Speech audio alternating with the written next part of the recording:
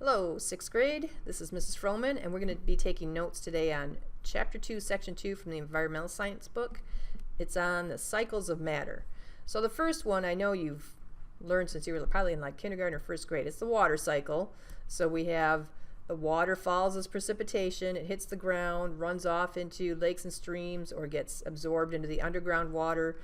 Eventually that will evaporate. As that evaporates and goes up into the air, it condenses, so it goes from a gas into a liquid form, and it makes a cloud. So clouds are actually made up of liquid water. They're just really tiny droplets, and then when those droplets kind of get together and become heavy enough, they will fall again as precipitation. So you've got your evaporation, condensation, precipitation, and back to evaporation again. So here's a picture of that. So the sun's heating the ocean. The water evaporates, it cools and becomes clouds, then it becomes heavy enough to fall again, and you've got it hitting the ground. Some of it's going underground, and some of it's running back into the oceans and the rivers and lakes. The next cycle is the carbon and oxygen cycle, and this is where the plants are producing oxygen. So the plant's producing that oxygen there. The animal breathes in that oxygen. It uses that oxygen to actually break down glucose. It says here breaks down sugar molecules. That's glucose. Those sugar molecules are coming from the animal eating the grass or eating the plants. So that the glucose gets broken down. The animal then breathes out carbon dioxide, and then that carbon dioxide is absorbed by the plant. The plant is taking that carbon dioxide and water that it gets from its roots, breaking those down, making glucose and oxygen, and the cycle starts all over again. So as you can see, plants and animals are really dependent on each other, not only for the oxygen that we breathe, but the energy that we get from the glucose and things that we eat.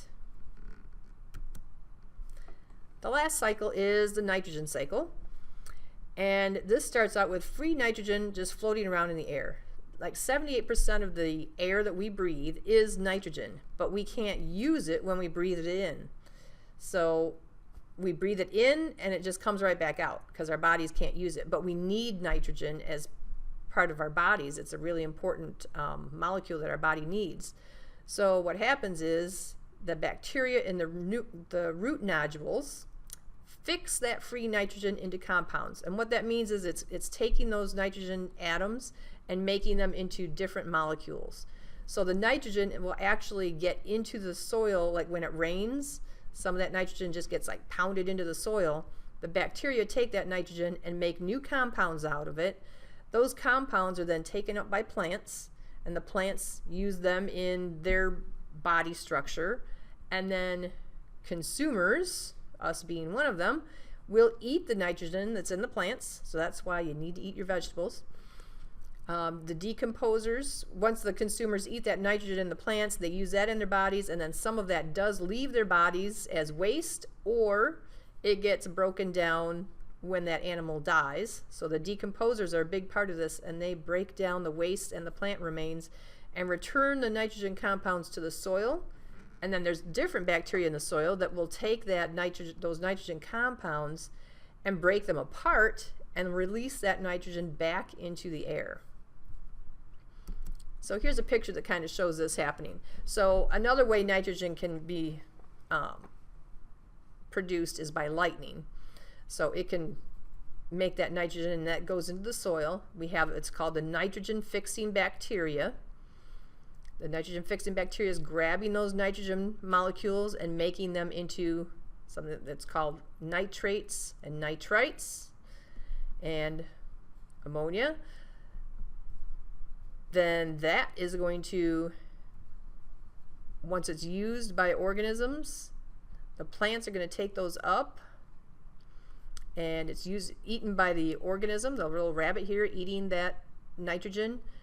The rabbit produces waste or dies, and then that also becomes more nitrates and ammonia.